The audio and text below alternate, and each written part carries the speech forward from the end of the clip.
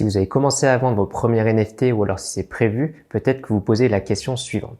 Comment est-ce que je vais faire pour déclarer les revenus que je vais dégager par rapport aux NFT que je vais revendre? Comment est-ce que je vais faire pour déclarer le chiffre que je vais percevoir quand je vais donc vendre mes premiers NFT que j'aurai créés?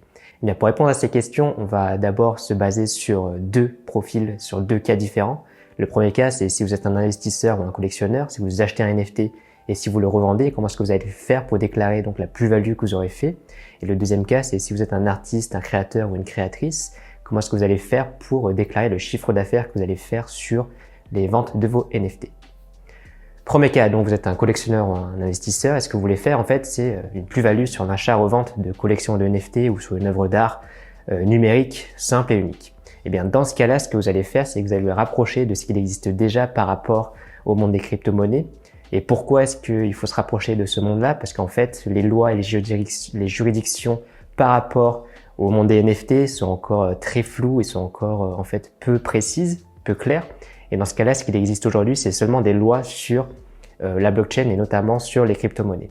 Si vous voulez plus d'informations plus détaillées sur le sujet, je vous ai mis des liens vers deux articles qui traitent ces sujets-là et qui parlent en fait des lois qui existent déjà sur les crypto-monnaies et qui permettent de montrer que c'est la seule façon pour les actifs NFT de déclarer ses revenus. Donc si vous voulez rester en toute légalité, je vous conseille de lire ce qu'il y a écrit sur ces articles-là et de quand même déclarer ce que vous allez percevoir par rapport au NFT et de pas vous dire que bon, même si vu qu'il n'existe pas encore de loi, je vais rien déclarer, parce que je pense que avec l'évolution du monde des NFT et la prise d'ampleur que ce monde-là a déjà sur l'univers de l'art, mais aussi sur d'autres univers, eh bien, je pense que les lois vont évoluer très vite.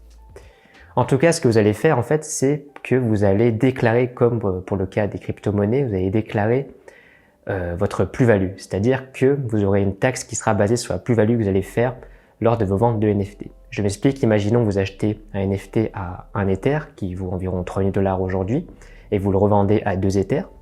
Eh bien, vous allez faire une plus-value de 1 Ether, soit de 3000 $. Donc, vous allez acheter un NFT à 3000 $ pour le revendre à 6000 $. Votre plus-value sera de 3000 $. Et ce que vous allez déclarer là sera donc une flat tax qui sera basée sur cette plus-value. Donc, une taxe qui sera basée sur les 3000 $ de plus-value. Cette taxe aujourd'hui, elle est de 30% pour les crypto-monnaies et donc c'est le même cas, c'est pareil pour vos ventes de NFT, donc de jetons, de tokens, et vous allez donc déclarer 30% des 3000 $ de plus-value. Attention, une petite parenthèse, c'est que si vous êtes plutôt du style spéculateur, holder et que vous voulez garder les actifs, enfin la crypto-monnaie que vous allez gagner en vendant votre NFT et que vous voulez pas la transformer en monnaie comme en euros, en monnaie fiat comme en euros ou en dollars, eh bien vous n'êtes pas obligé de déclarer encore les revenus que vous allez, la plus-value que vous allez faire. Et vous pouvez en fait conserver donc vos crypto-monnaies et donc conserver l'argent que vous aurez gagné sous forme de crypto-monnaie. Dans ce cas-là, vous n'aurez pas de flat tax à payer parce que vous n'aurez pas transformé votre crypto-monnaie en monnaie fiat. Et en fait, ce que vous allez déclarer, ce sera seulement lorsque vous allez faire cette transformation de monnaie, de crypto-monnaie à monnaie fiat, donc en euros ou en dollars. Donc voilà, c'est une petite parenthèse pour vous dire que vous pouvez aussi conserver vos crypto-monnaies que vous allez faire grâce à vos ventes et donc pas déclarer vos ventes en tant qu'acheteur, investisseur ou collectionneur et donc pas déclarer vos ventes car vous aurez encore vos actifs sous forme de crypto-monnaie. Deuxième cas, c'est si vous êtes un artiste ou alors un créateur ou une créatrice, comment est-ce que vous allez faire pour déclarer le chiffre d'affaires que vous allez faire grâce aux ventes de vos œuvres numériques, grâce aux ventes de vos NFT? Et bien dans ce cas-là, vous pouvez tout simplement vous baser sur le chiffre d'affaires classique que vous avez avec votre statut juridique actuel. Là, je prends le cas, c'est si vous êtes un artiste traditionnel, vous avez déjà votre propre société ou votre propre statut juridique, ou alors si vous êtes chez la Maison des Artistes, ou si vous êtes auto-entrepreneur, ce que vous allez faire, c'est que vous allez déclarer votre vente sous forme de chiffre d'affaires comme si c'était en fait une vente d'œuvres d'art traditionnelle.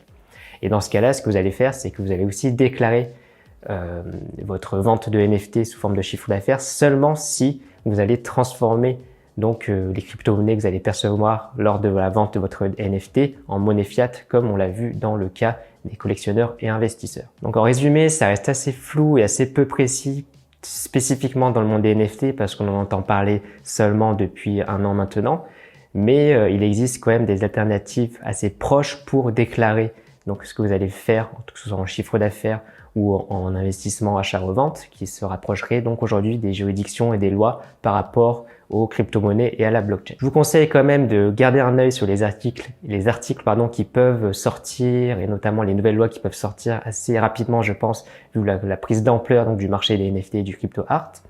Vous pouvez aussi vous abonner à la chaîne si jamais vous voulez rester au courant des différentes lois qui pourront sortir, parce que je vais faire des vidéos sur le sujet assez régulièrement pour rester en fait à jour par rapport aux lois sur le monde des NFT et par rapport aux lois sur le monde du crypto art. C'était Avatar, j'espère que la vidéo vous a bien éclairé et je vous dis à bientôt dans l'autre monde.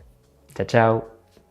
Si jamais vous voulez aller encore plus loin et débuter dans le monde des NFT avec les meilleurs outils disponibles, j'ai mis à disposition un guide de démarrage NFT qui permet d'avoir tous ces outils-là, donc sous forme de 4 modules. C'est une petite formation gratuite sous forme de 4 modules qui va vous aider à débuter dans le monde des NFT. Pour le recevoir, c'est tout simple. Vous pouvez tout simplement donc rejoindre ma newsletter privée, faire partie de mes contacts privés avec le premier lien dans la description. Et donc, dès votre inscription, vous recevrez un lien pour télécharger ce guide de démarrage. Et en plus de ça, je vous écrirai régulièrement et je vous partagerai des stratégies et des techniques pour développer votre notoriété d'artiste et développer votre réputation en ligne. Si ça vous intéresse, c'est le premier lien dans la description de la vidéo et je vous dis à bientôt dans votre boîte mail.